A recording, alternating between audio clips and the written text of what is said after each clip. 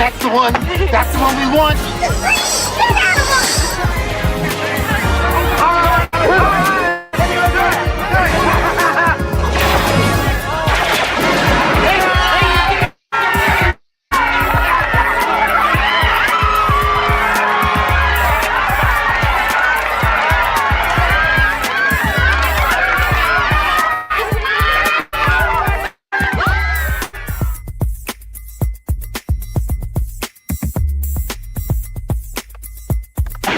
Damage report. Guidance system out. Auxiliary steering out. Defense! Defense! She won't answer the helm. We're locked into the moon's gravitational pull. Do. We die.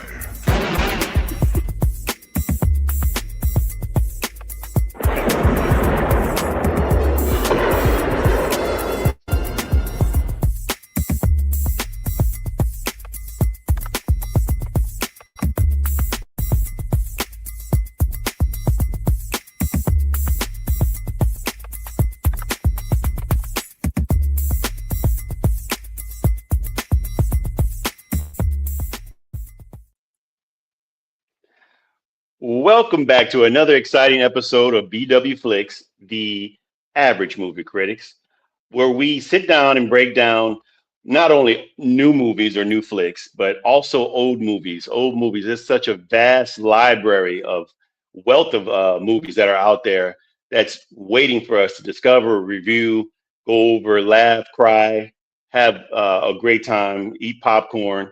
That's one of our biggest things here about this show. Especially with our rating system. We'll go into that later. But let's give you a little intro into what we did last episode. We actually talked about we reviewed Sinners, and the reason we did that, we did it in honor of them being nominated for not only 16 awards, but it was a record nomination. Excuse me, a record I can't even get the words out. Nomination. There you go. Record it was a record. You're good. For 16 nominations, and they only subsequently won 4. They won 4 of them. One for Michael B. Jordan for Best Actor, Best Original Screenplay by Ryan Coogler, Best Soundtrack by let's see, the gentleman is Ludwig Göransson. And Best Cinematography by Autumn Durald Archipelago. Forgive me, ma'am, if I screwed your name up. I didn't try to. But with that being said, tonight, as previously discussed on the last episode, we will be reviewing the movie of choice by none other than 2 guys that we know on our other podcast, the Professional Unprofessional Sports Show, and Keith Engel and Bo Crouch. They want to talk about The Last Starfighter. This was done in 1984, and we're going to be reviewing that tonight. And I'm going to pass this over to speak about some superlatives of this movie to my co-host, Brian Arndt. And excuse me, my brother, I didn't even ask you, how are you doing tonight, man? I'm doing good. This is going to be a fun show. It's going to be a fun show. I'm just going to say that. And just to the Oscars out there, it was pretty good. I think that 4 out of 16 is a slight. They should have probably got a couple more awards. I'm not saying they should have won all 16. That wasn't going to be possible. Anyway, I don't think they would have won all 16. There were some things that still lacked in the film. Everybody's going to have that. But the cinematography for Sinners was really good. So I'm glad she got the award for that because they did a very good job on that. Well, before you go there, let me say this. They got the record for the most nominations, but they also got the record for the most losses. They lost 12. That's the most record for losses. So they got more. They got more losses on their. Now I'm having a lost word. Dang it. Anyway. Well, I'll say they have more losses than LeBron James has in championships losses. They got more losses and nominations than most people had nominations. You know what I'm saying?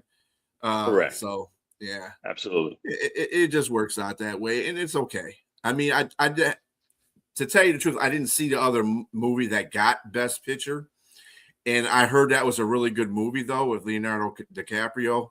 They had a whole bunch of folks in that movie, so I got to go see that one. Same. But anyway, One battle after another is the name of that movie. Yeah. Yeah, one battle after another won the award for best movie of the year. Going to The Last Starfighter, it was directed by Nick Castle. It was written by Jonathan R. Betul.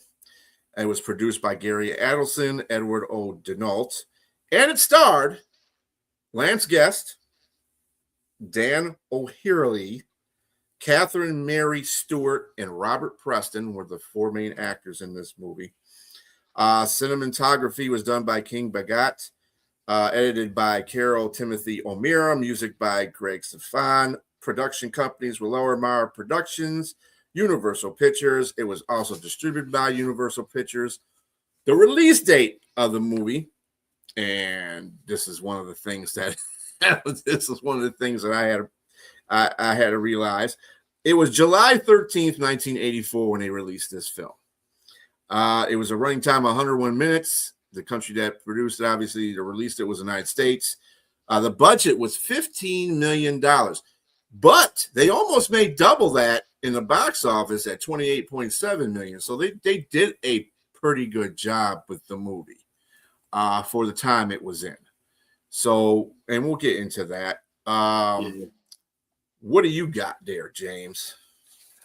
Well, I'm going to give you a synopsis of the movie, and then we'll go into our review of the show. So, for those of you out there that's watching tonight for the first time that have not seen the last episode, we try to give you a heads up because we give spoilers in the movies.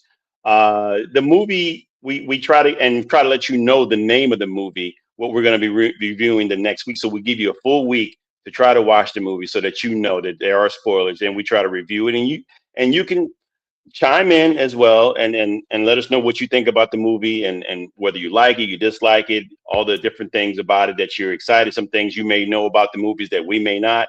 We don't mind communicating and chopping it up with anybody out there regarding the movie. But the synopsis of this Last Starfighter, as B said, 1984. Man, before I even get to that, let me think about 1984. Let's see. LeBron James born in 1984. The World's Fair happened in 1984. I'm from New Orleans, so I know that. I actually went to it in 1984. Michael Jackson Thriller's debut, 1984. I had the jacket. If you don't know about that out there, I had that red jacket with the. But definitely, this movie synopsis, The Last Starfighter, is based on a teenager, a young teenager, just presumably graduating from high school, waiting to get an announcement on whether or not he's going to college or getting acceptance in college. Hey, yeah, such a baby. Yes, such a baby. Teenager Alex Rogan that waiting to move. He lives in a small mobile home community and waiting to find out if he's got accepted to college because he's anxious to leave. And while he's waiting, he plays a video game called Starfighter, and he's very good at it. It's something he's been doing for a long time.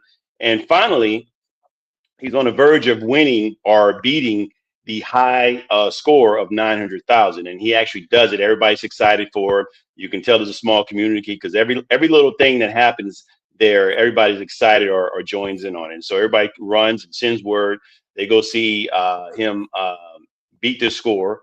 And unbeknownst to him, this is not just an average video game. This is a video game that actually is built for recruiting young or old or whoever is really good at starfighting in spaceships, because they need recruits to join their star league or intergalactic star league and help the intergalactic or the galaxy of worlds save their world and protect it. I'm again lost for words tonight.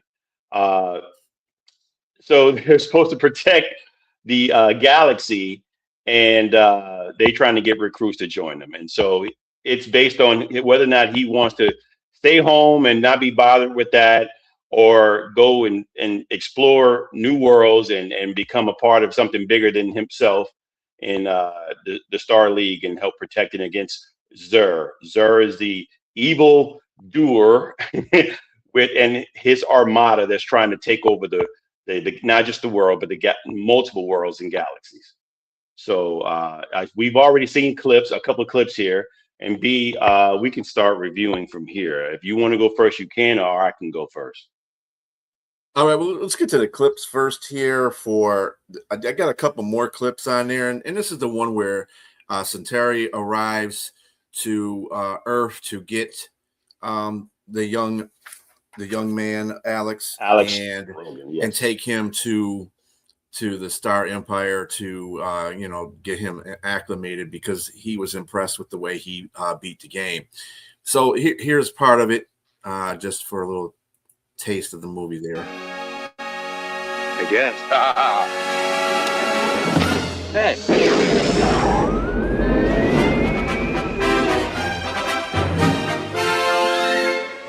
What are you doing? Listen, Centauri is impressed. Sorry about I've seen that. him come and I've seen him go, but you're the best, my boy. Dazzling. Light years ahead of the competition, which is why Centauri is here. He's got a little proposition for you. Are you interested? I guess. Hey.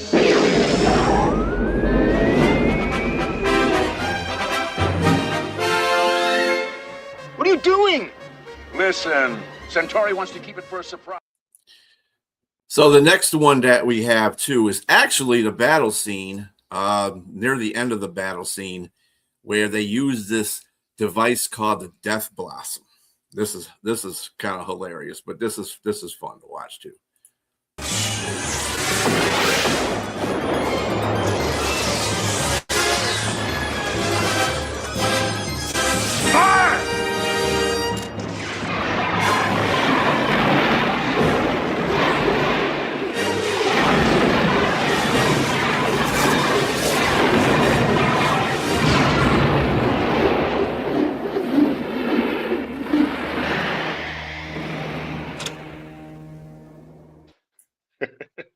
So there you have it.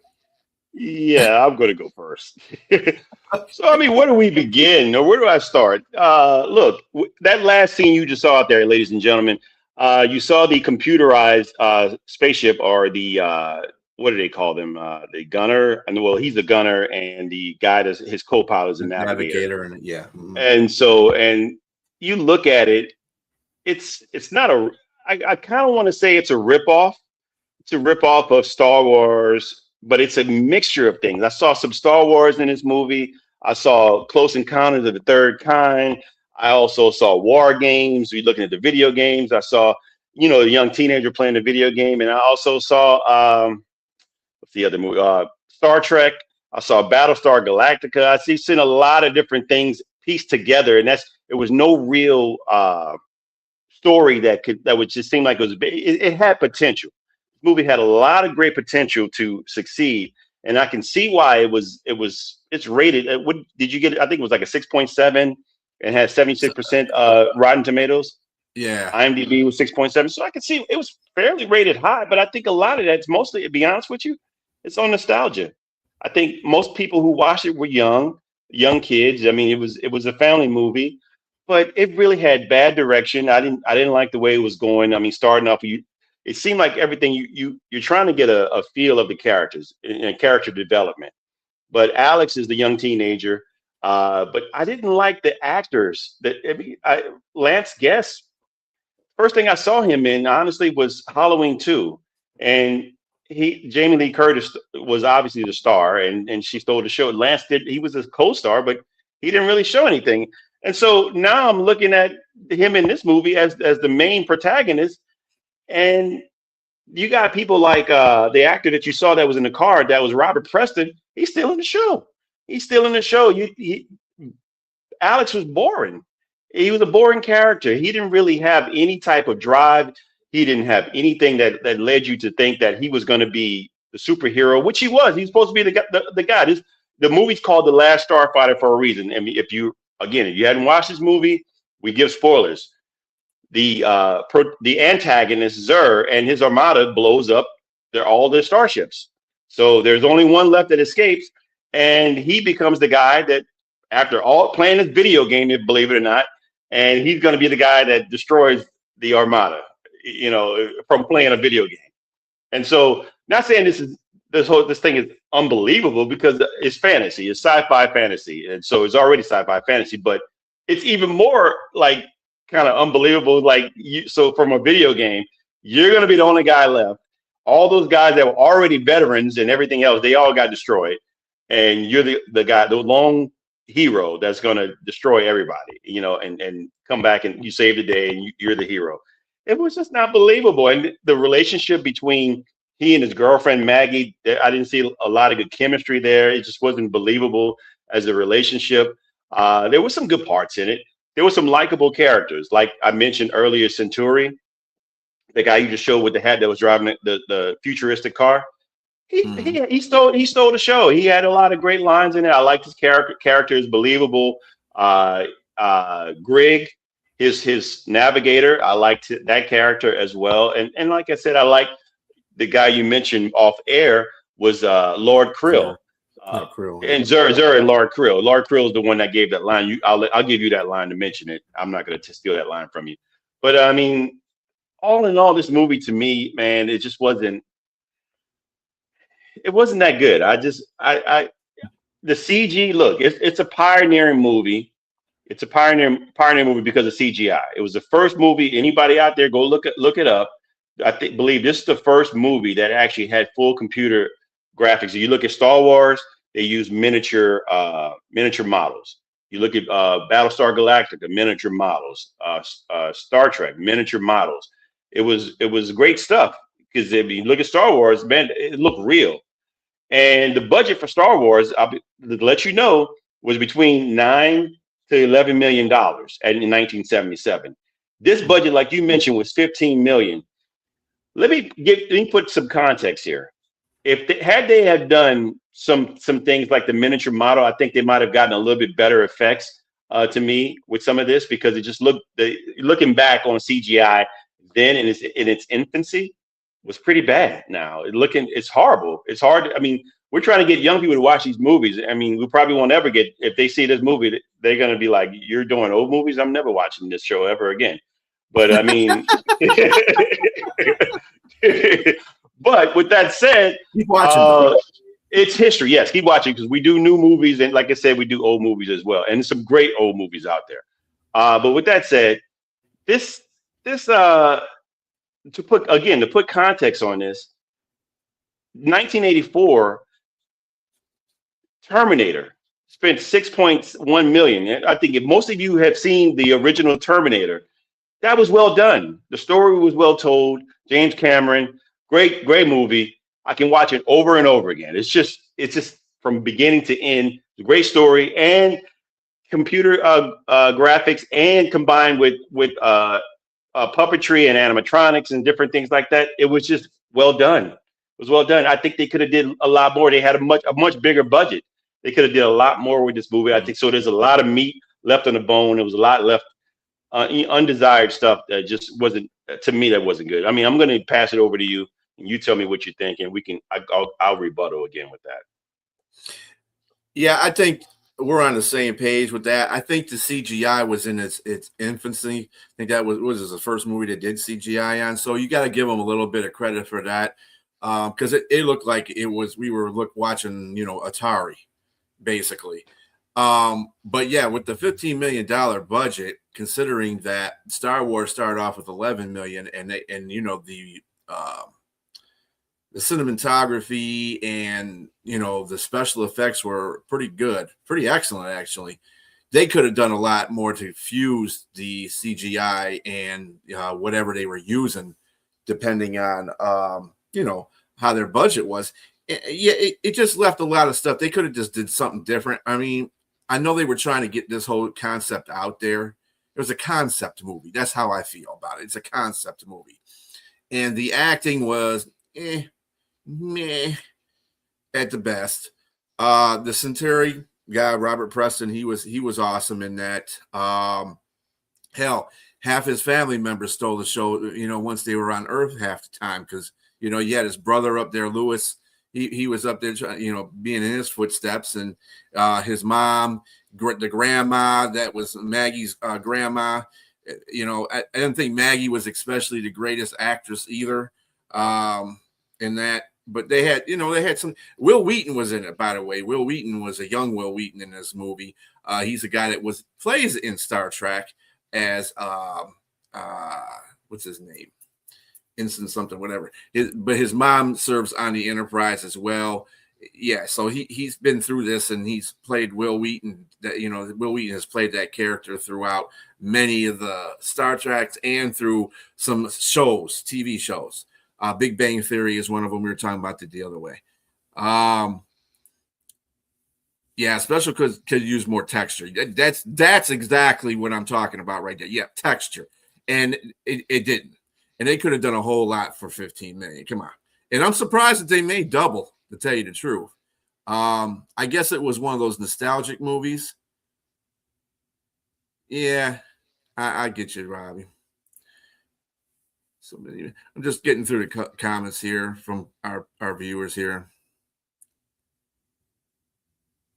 Yeah. I mean, exactly. Those movies are movies that they didn't have a high budget, but they made the special effects in those movies, Gremlins, they were believable. I mean, you could feel that it's actually Gizmo just walking around somewhere. You know what I'm saying? This movie was like, besides the people that actually played the part in the movie, I couldn't believe the shit. I'm like, what are you guys playing in a video game? It's kind of like you guys you made the video game real life, but it's still a video game. Let me interject. The computers, when they were on the planet Rylon or whatever, and forgive me if I'm mistaken on what I called it, but the computers look like Starbright devices, toys. If you remember those, or Lightbright. Remember Lightbrights? Mm-hmm. When you take it, looks just like Lightbright. I'm like, man, you spent 15 million on this, and the computers look like Lightbright. Man, I mean, and let me say this: 15 million, from what I researched, was above average for movies. So they had a big enough budget to do some things. And again, I'm giving you context. A1 movie in Terminator, 6.8 million in the same year. It's just they just didn't do the right things with their money.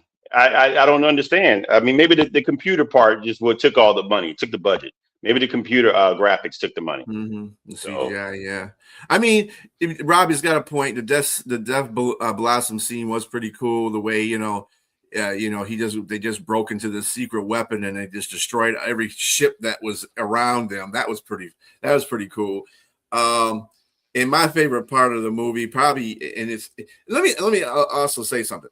This is the first time I've saw this movie, so I'm gonna tell you, if I didn't think it was watchable at that time when I was that age, pretty much probably didn't think it was going to be good this time.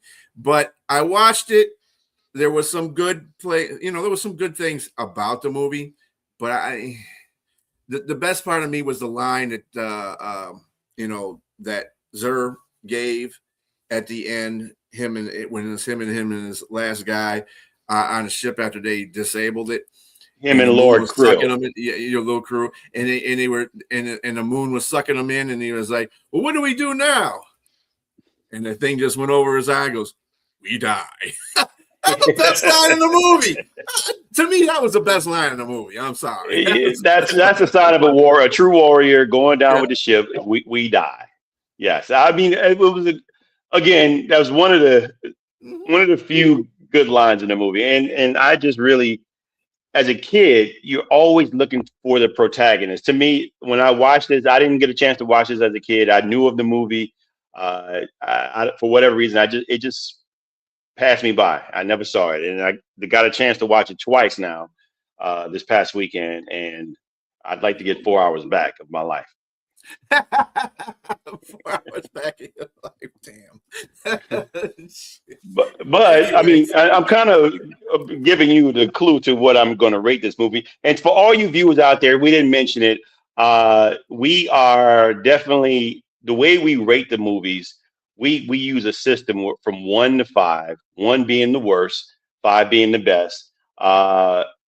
It would be we called it buckets of popcorn. So 1 bucket of popcorn is just like a not worth anything at all. And so all the way up to 5, 5 being great. And we like, and if we really good, if the movie's a classic, we put extra butter on it at 5. And so we're not going to rate it just yet because we got a little more time here. We can still talk more about the movie. It's I'm really disappointed in the protagonist. Again, I want to emphasize that on the main person, the guy that's supposed to be the hero. He just didn't really give me that feeling that. I mean, I understand you're supposed to have doubt. You're supposed to have some second thoughts about. I mean, because in this movie, he's not sure if he wants to put all this on his shoulders and be that guy to leave his family to go, fight the world. He's a little nervous and scared to do that type of thing. But this is the same guy that you had to get encouragement because you're the guy that broke the record on the simulating game. So I just think that especially when he had his beta robot come and take his place on Earth. Mm-hmm. The robot character didn't like we just saw Michael B. Jordan play 2 characters. He played twins on Sinners, and you could distinctly tell there were 2 different personalities on the show. I didn't get much of a distinct personality difference here. I mean, not saying they're supposed to be because they're supposed to be the same person, but he didn't really show that the robot was still learning, that it was still, except the time when he was sitting with his girlfriend and he was listening in on communication on how to communicate with her. But it was just ho hum. It was mediocre. That's the word I'm looking for. It was very mediocre at best. And like you said, the young lady that played Maggie, she wasn't inspiring as well. And again, their relationship didn't show any type of real good chemistry as well. I mean, like I said, Robert Preston basically stole the show as Centauri, and hey, even Griggs, his navigator, stole some of the show too. He was pretty cool guy in the movie. I think this became a video game as well. And a video game I heard was better than a movie. So when a video game, because in a video game, basically it was the movie. You know what I'm saying? To me, you just had live people on there. That's what the movie was, an elaborate video game. With live action people in it. And it's just what I saw. It's just like, okay, this could have been again, it could have been better than what it was. It had a great premise. It had a great premise. It just didn't meet expectations, and it missed the mark.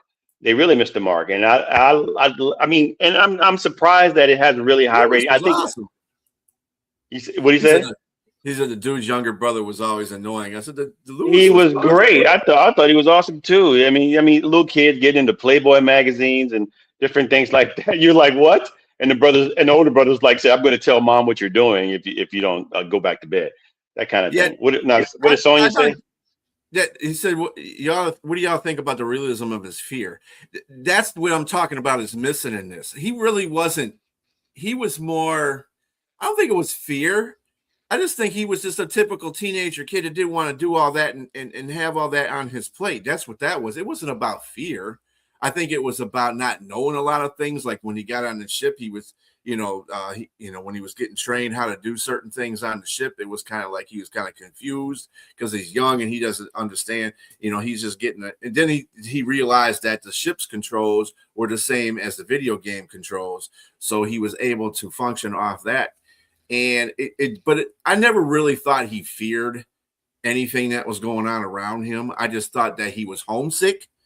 That he really didn't want to do this because he's a teenager and he found other things to do in his life. He wanted to be with his girl. Most teenagers go through at that age, 17, 18 years old. They want to be around people.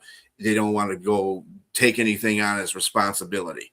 So, I mean, I didn't see fear as being something that was in this film at all. I saw fear from mostly the people that were that were in fear of the Kodan Empire, the Star Empire themselves. They were just like, oh, this guy's gonna, kill everybody. They had the fear. He didn't. Right. Maybe that was the courage. I don't know. I went into the movie. The second time I watched, I had to give myself an opportunity to give him another chance because I wanted to study, because I understand that there's multiple personalities out here. There's differences in personality. There's differences in how people do things, whether you're right brain, left brain. I try to look at every aspect for him as a character, that's being built up. And I don't think it was being built up enough. And I think part of it was just the lackluster effort from the actor Lance Guest, to me, myself. And not saying that Lance is a bad actor, but I mean, I had to think back to what other movie was this guy in, and I saw he was in Jaws 4: The Revenge, and I saw that movie, and that was pretty bad too.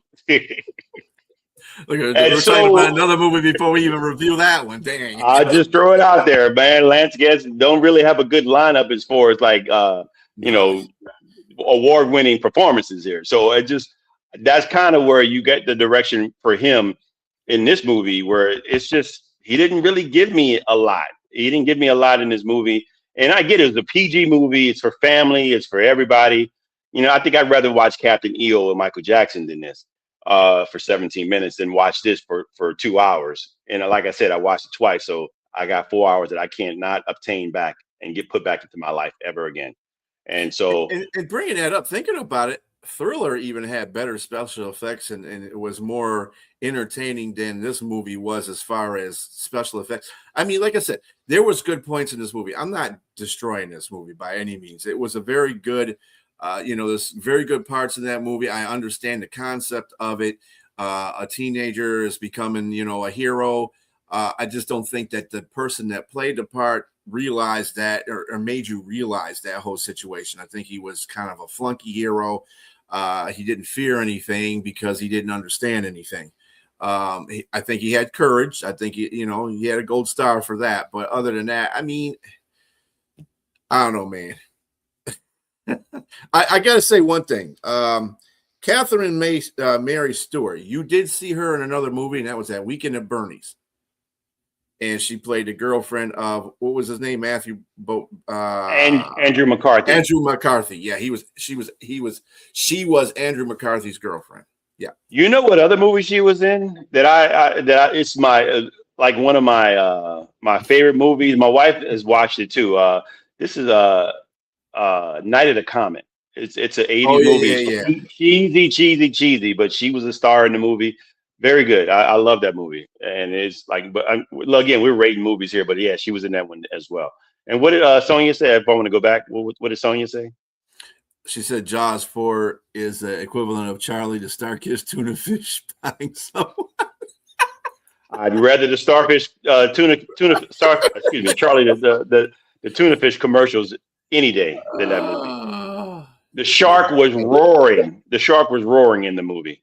If you remember that, I never heard a shark roar before, so that was pretty cheesy. Yeah, and bad. Pretty bad. It gets to a point where some movies just go into so many sequels. It's like they got to throw something in there that's different, so that it causes you to watch the sequel again, or it causes you to keep watching that production. It's just weird. They just add stuff that shouldn't be in there. But anyway. Yeah, I was laughing at that too. Yeah, lion shark.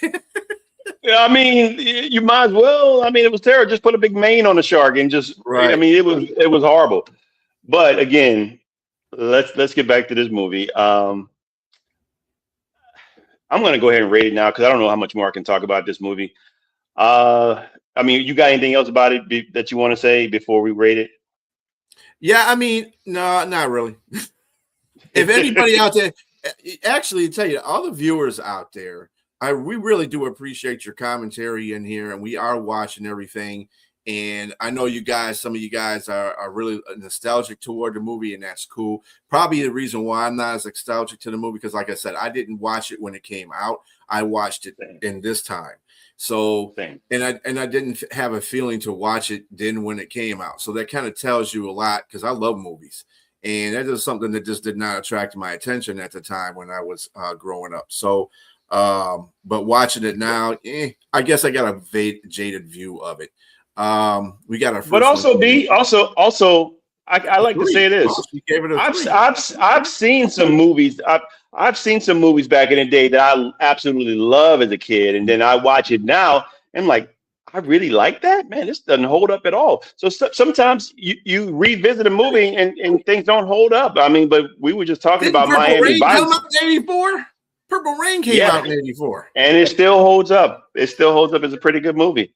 I mean, in my opinion, yes, in my opinion. But it's probably more of a musical, I guess I would say. But again, going back to the Terminator, man, it's just some people make things happen with little stuff they have. They make lemonade out of lemons, and this was lemonade, or it was just lemons for this movie. And that being said, I'm gonna rate this movie, and like I said, we rate with buckets of popcorn. I'm gonna give it 2 buckets of popcorn. 2 buckets of popcorn, one for nostalgia, just based on pure nostalgia, and one for the premise of trying. They actually tried to get somewhere with this movie. It just missed the mark. And the 2 for me watching it twice. So that's it. I guess one bucket for each time. Sonia gave it 3. I think that's kind of generous. Me, on the other hand, I can give it 1. I couldn't even watch it again. I'm gonna tell you something. It did not hold my attention. I watched it in segments. That's how not good this movie was to me. Okay, this is my opinion. Of course, these are all of our opinions. So it don't take it out of context. If you love the movie, you love the movie. That's fine. That's great. There's some people that love Titanic and hated Titanic. It's the same kind of thing. It's, or love Sinners or didn't like Sinners. It's the same thing. We were having fun because we were, talking, me and you, James, about Miami Vice and all the nostalgic things that come on Tubi. By the way, thank you, Tubi, for affording us the right to watch some things. But in the middle of watching this movie, which I had to pay for, by the way, Same. I was watching Miami Vice in between that because I just could not focus in this movie. It's not like I had ADHD or anything like that. I just could not focus in this movie because I just didn't. It was just, ugh. And so I'd watch, a little bit of it, and then I'd watch a little bit of Miami Vice, and I'd watch a little bit of that. I fell asleep on some parts. I had to go back and watch the parts I fell asleep on. So I guess it did not hold my attention well. And also, we can't get our $3.99 back from Amazon Prime Video, right. So you can't get that back. So that's besides time, which is the most priceless thing, can't get that money back either. And so, but this is part of the game. This is what we love to do, and this is what we hope to bring to you is entertaining as the movie was not. But we tried. And Keith and Bo, I know you guys are probably I know Keith, you're the older gentleman in that, and you probably watched that when you were more of an adult, so you probably have more nostalgia for it than me and James did, especially me, because I mean, just being on myself, I just couldn't get. If I couldn't get into it then, and I think it was because there was a whole bunch of stuff going on in '84. You know, that was a year that a lot of stuff busted out. Apple became big known for their 1984 commercial. People don't realize that. Purple Rain came out. Terminator came out. There were so many Ghostbusters and things that you don't. You had more attention to those things than The Last Starfighter. It was kind of like an afterthought movie in the whole cinema of what was going on in that year. It was literally The Last Starfighter amongst all the other movies. It was the last one. I don't think anybody was thinking about The Last Starfighter. Because, again, we're coming off in 1982, 83, Return of the Jedi. That was big then. And so you're coming off Last Starfighter right behind that. And, I mean, I don't know. again, it made enough money, like you said. I mean, it made pretty decent. It made more twice the amount of well, almost twice, like 28 million, and Yeah. almost twice the amount. Mm-hmm. Almost, just that much off.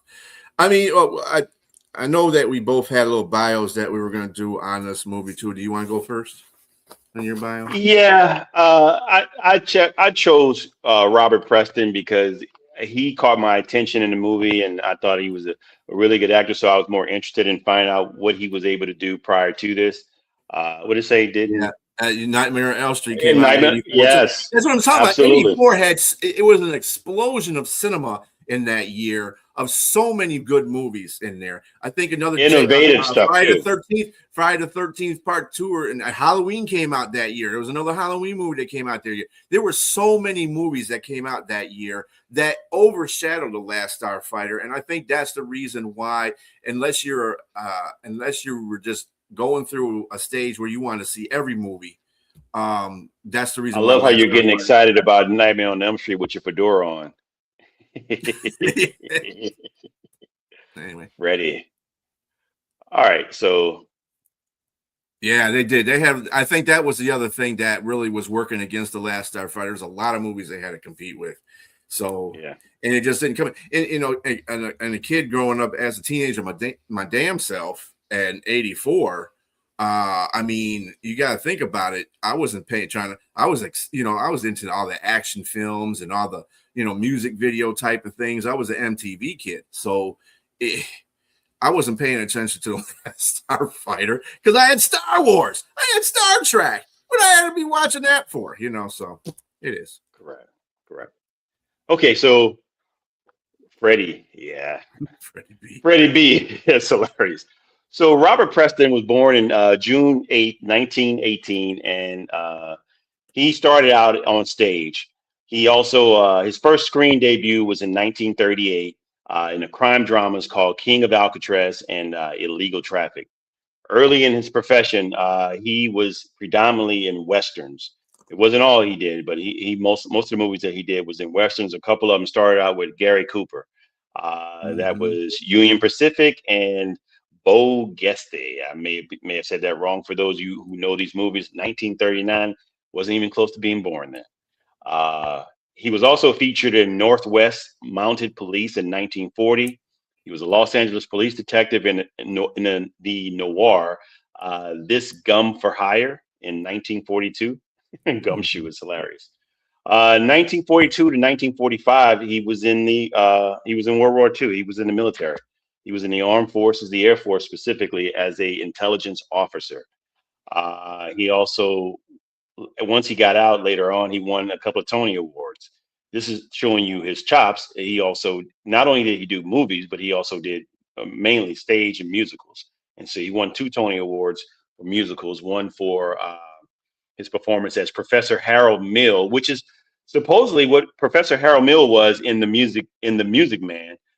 This character in this movie here that we just rated, The Last Starfighter, was loosely based off of that character. So kind of similar. So you see a little, like, he kind of seems like he had personality in this movie, and he like I said, stole some scenes. Really, I mean, he kind of made the movie as much palatable for me as much as I wanted to watch. It was more so because of characters like him and Zur and Lord Krill and Grigg. He portrayed the same role in the movie in 1962. Like I said, Professor Harold Mill was initially won a Tony Award on stage, but he also played that same character in the movie. How the West Was Won, also 1962. I Do in 1966 on stage. That was his second Tony Award. He also played Ben Franklin in Paris on stage in 1964. Let me give you some history about that. I love history, and Ben Franklin in Paris. Now I got to go look back and see what this stage play was about, because Ben Franklin in Paris was something else.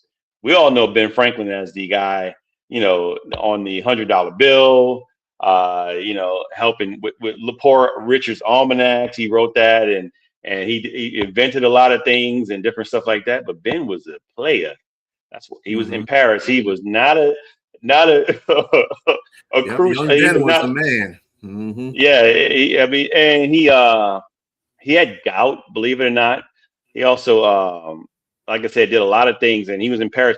I read the book John Adams, and John Adams had no good things to say about Ben Franklin, especially in Paris, because of the things he was doing. He was a womanizer.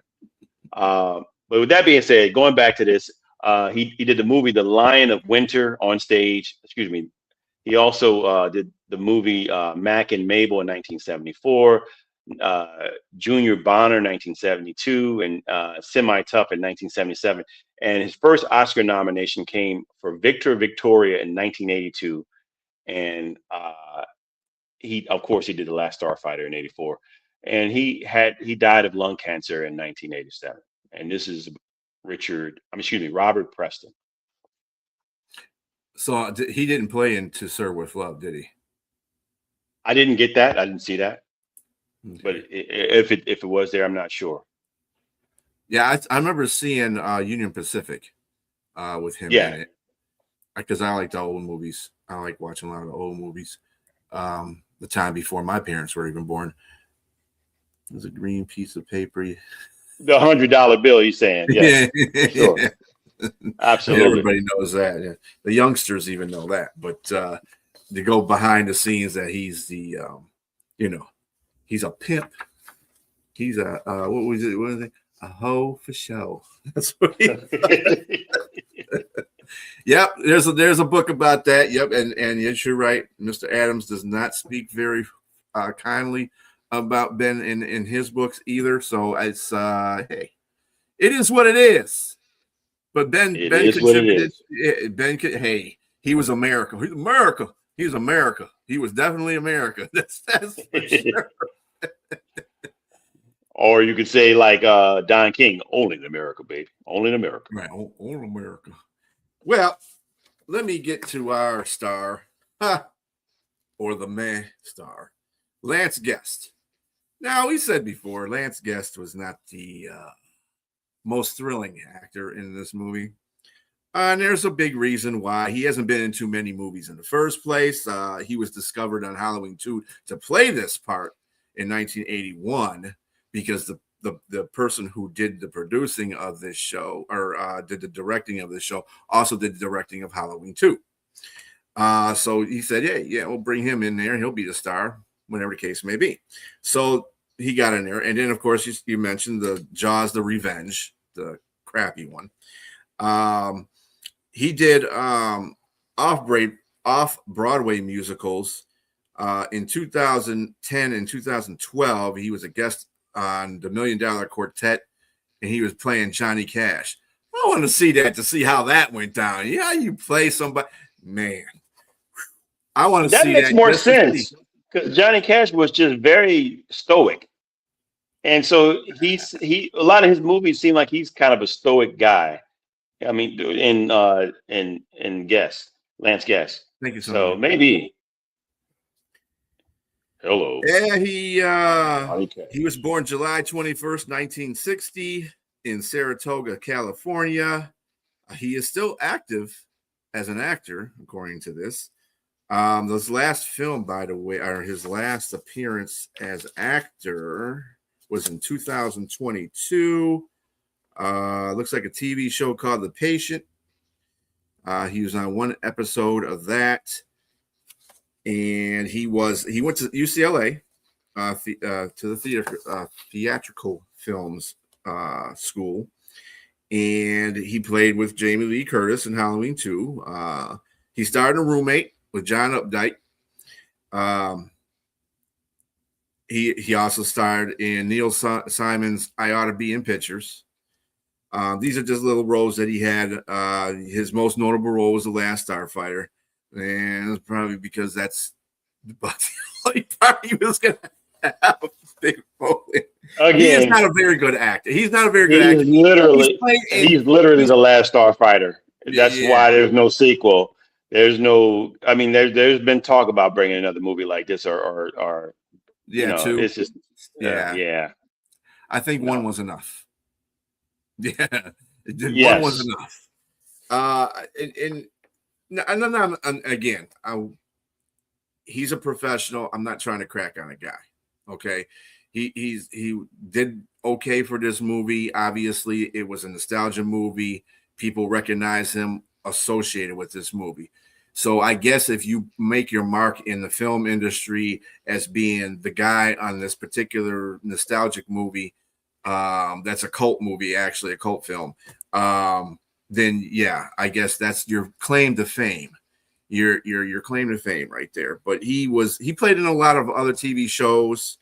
The Wonder Years, Knots Landing, Lou Grant, St. Elsewhere, Jag, NYPD Blue, The X-Files, Becker, Life Goes On, House, and Jericho. So, I mean, he's done a lot of stuff as far as TV has gone, but as far as his career, it's been kind of quiet. He's been just a supporting actor at the most in a lot of these TV shows and movies. So, I mean, I hope that, and he's still doing well, obviously. So he's still out there acting. So, good for him. We're talking about Lance Guest, Rob.